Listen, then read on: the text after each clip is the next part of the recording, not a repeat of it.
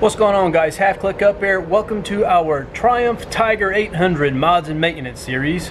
In today's tutorial we'll be installing the center stand by SW-Motech, and today we also have our assistant, my oldest son TJ.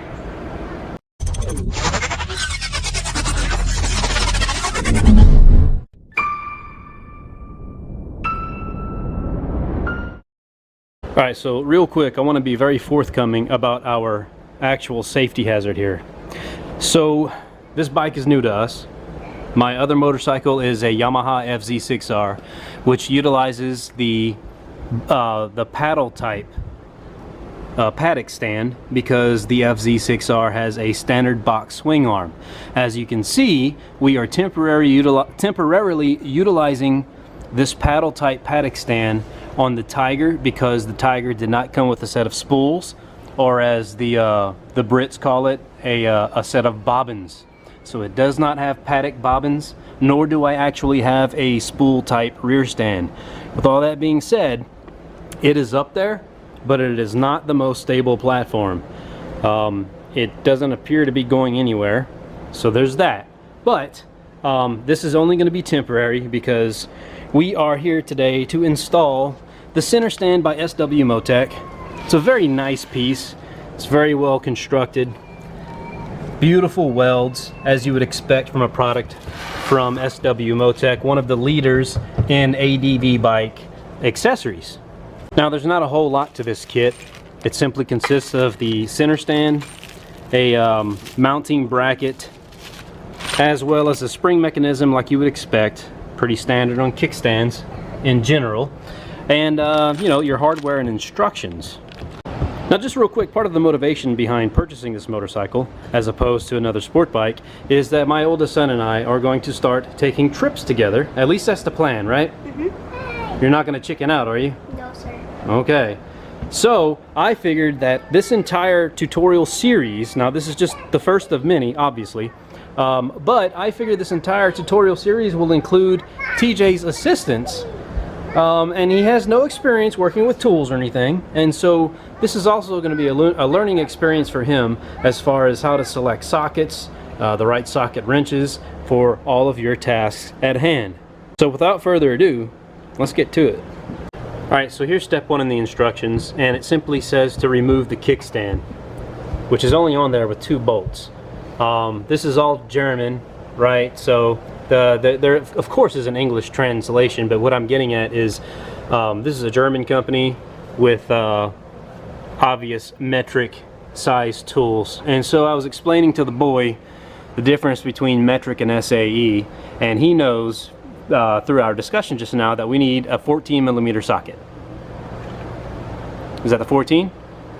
Yes, sir. Let's have a look-see. It's a 14. All right.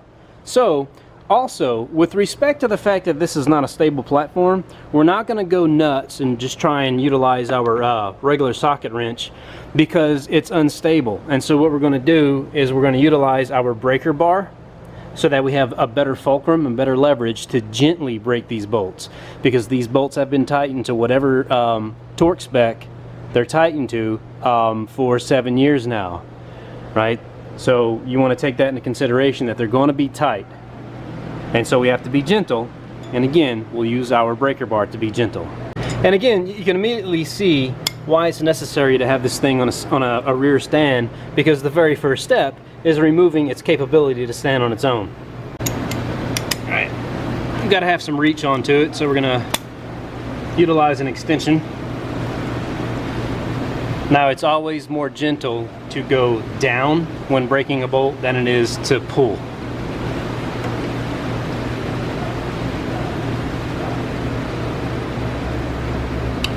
Here she comes.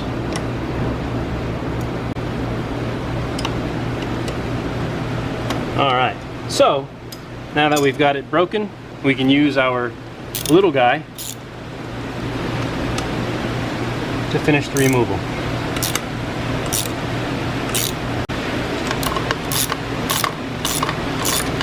Now, there are nuts back here too. Seems as though I can just hold on to them with my fingers, which is good. Alright, so we have to insert the rubber damper with some silicone spray. Well, silicone spray, grease, whatever. It appears as though the point is just so that it can squeeze on in there. So, a little dollop of grease.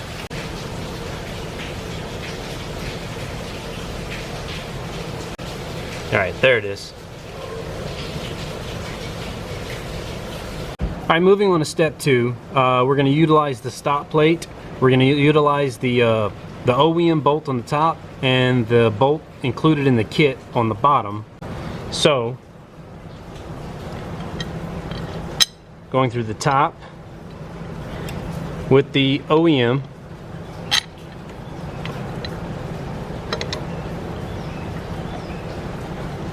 Get this nut started.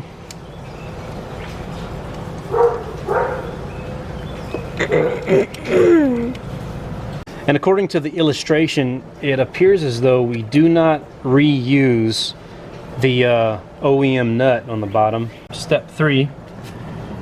Alright, now we're looking at utilizing the flange spacer and the spring plate, working with the bend it in. Just basically make it look like the picture.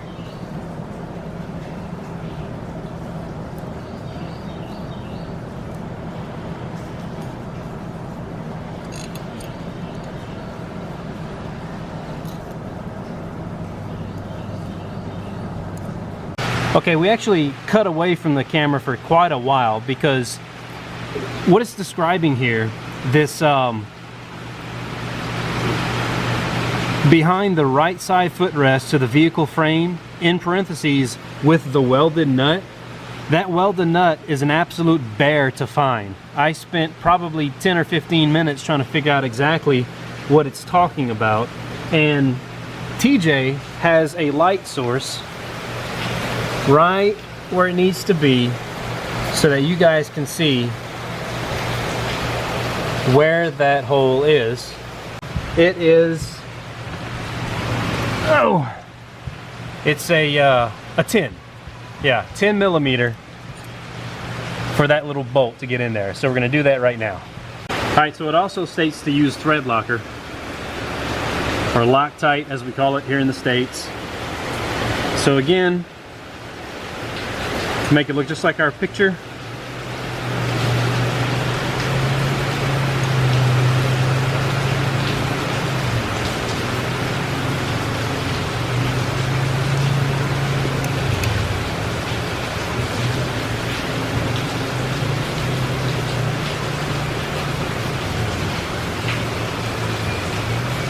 some Loctite.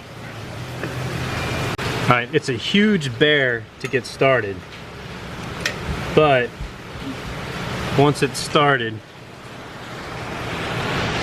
here's what it looks like. TJ, get me that that light. There it is right there. But again, the hardest part is getting that little bolt started. And again, it's a 10 millimeter, so let's torque it down. And by the way, the only way you're going to get to that is with a regular box wrench. The socket wrench just has no clearance to get in there. And this is the end product. One thing I don't like, and it's obviously by design considering the spacer setup, but this clanks around and it's loose. Now this is actually there to hold the spring mechanism in place. You know, I just don't like that. But the purpose of it, again, is to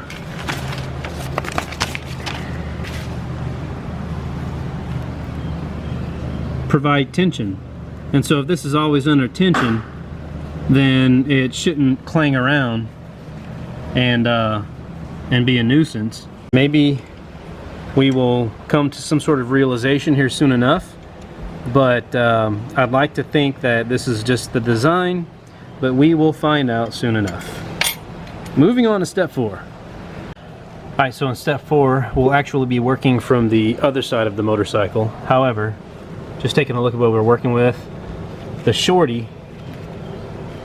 All right, and the washer.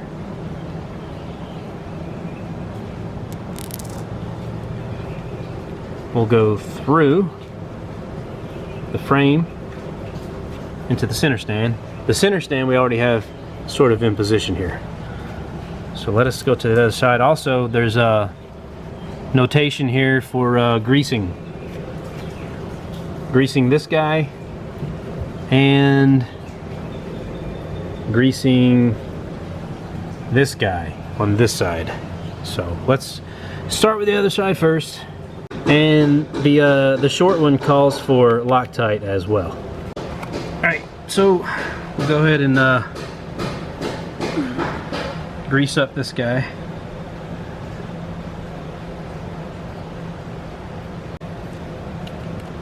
Loctite this guy.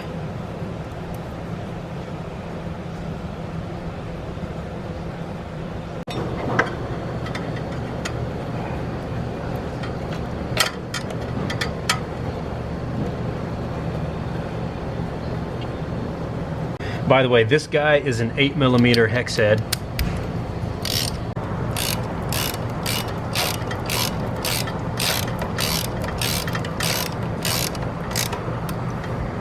We're going to leave that just a little loose until we work on the other side. Got to grease this guy now.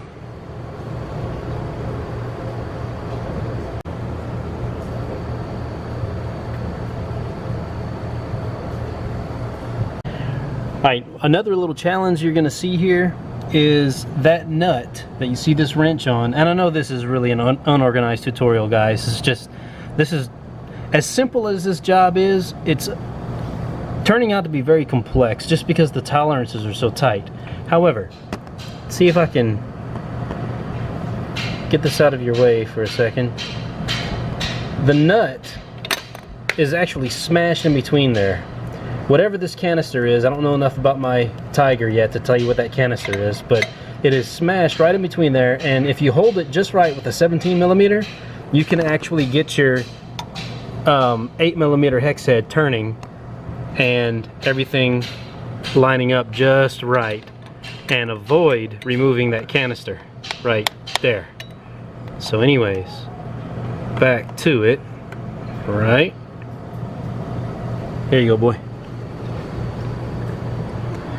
There.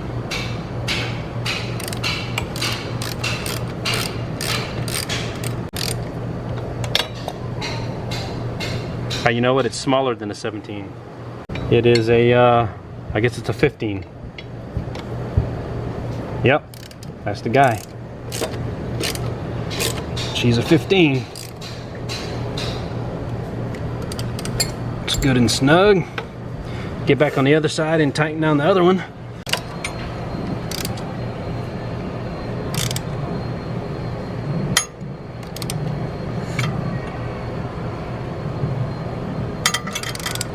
And it actually kind of self-tightens to a degree, so alright, very little play whatsoever, but a nice good swivel going on here.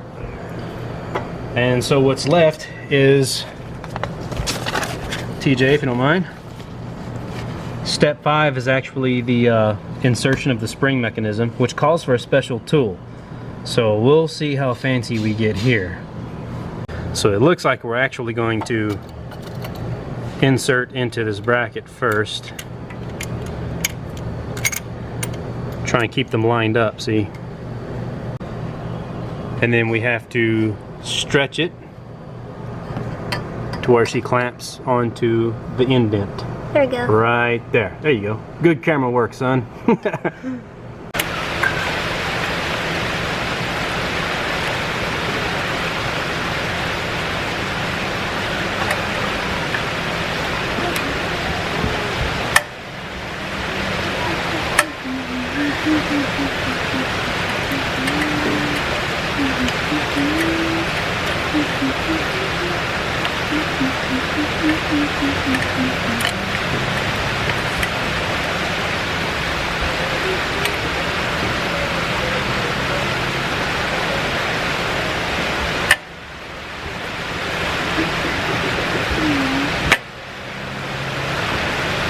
get it?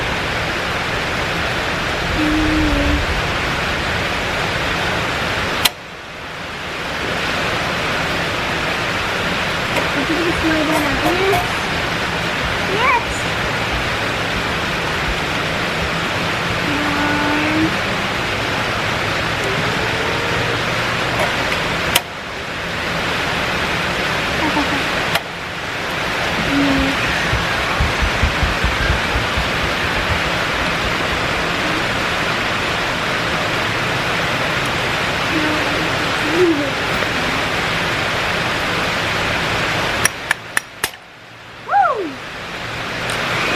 Got him!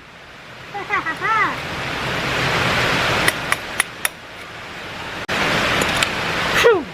All right, man. We did it. Yeah, check it's a Well, there it is. There you go. And sure enough, let me change the light source here. Sure enough, it doesn't matter that this arm is loose the way it is. Sure enough, it obviously has to be. So that's a thing. Just be aware of that when you guys go to put this thing on there. Once you tighten this little bolt in here down as tight as you can, it's still gonna have play. But again, obviously by design, it's supposed to. That way the swivel action can happen without it getting in a bind. So there you go. And there's the finished product.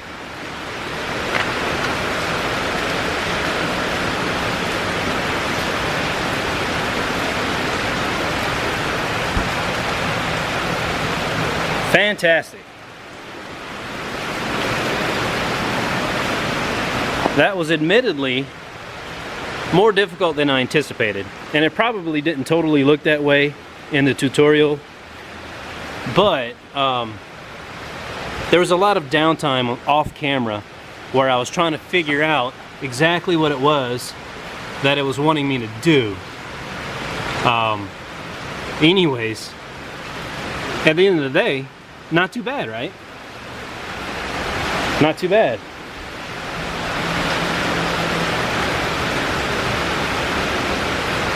Yeah.